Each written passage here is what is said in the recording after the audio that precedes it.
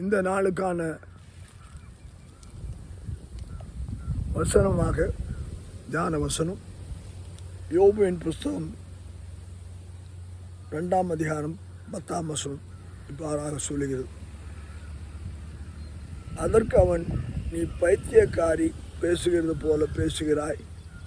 தேவன் கையிலே நன்மையை பெற்ற நாம் தீமையை பெற வேண்டாமோ என்றான்.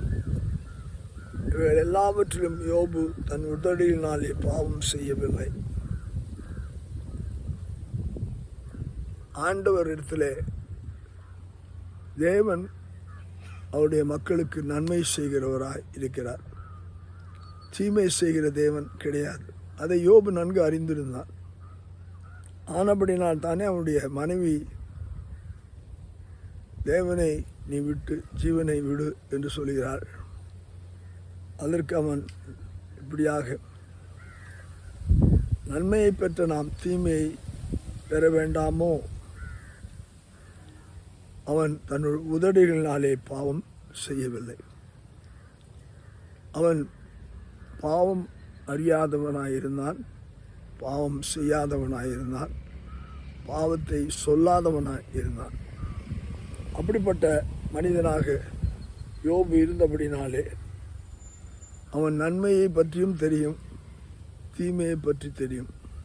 தீமை ஆண்டவர் கொடுக்க மாட்டார், நன்மையை தான் ஆண்டவர் கொடுப்பார் என்பதை நன்கு அறிந்திருந்தான். அதனால் தானே இங்கே அவனுடைய மனைவிக்கு அதை விளக்குகிறார்.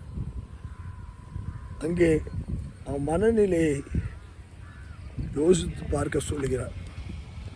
அவன் அனுபவித்த நாட்களை யோசித்து பார்க்க சொல்லுகிறார். யோபு தன் மனைவியிடம், எல்லா காலங்களும் நன்மையாய் இருக்கும் என்று சொல்லி நினைக்கும்படியான அவளுக்கு யோபு அப்படியல்ல, நன்மையை பெற்ற நாம் சில நேரங்களிலே தீமை அது சோதனையாக நமக்கு வந்து சேரும்போது நாம் தேவனை விட்டுவிடக்கூடாது. நாம் தேவனை விட்டுவிட்டால் அங்கே நடக்க முடியாத காரியம் என்ன என்று பார்க்கும்போது தேவனை நாம் மறுதளிக்கிறவர்களாய் மாறிவிடுகிறோம். தேவன் நல்லவர் என்பதை உணர்ந்திருக்கிற நாம் மறுதளிக்கும் போது தேவன் அங்கே நம்முடைய வாயினாலே அவரை தூஷிக்க நாம் இடம் கொடுக்கக்கூடாது. அதனால்தான் அங்கே அவன் உதடுகளினாலே அவன் பாவம் செய்யாமல் இருந்தான், அவன் நீதிமானாய் இருந்தான். கர்த்தர் அந்த மாதிரியான வாழ்க்கையை நாம் வாழ நமக்கு சிந்தனை இந்த நாளிலே கொடுத்திருக்கிறார். சிந்திப்போம், செயல்படுவோம்.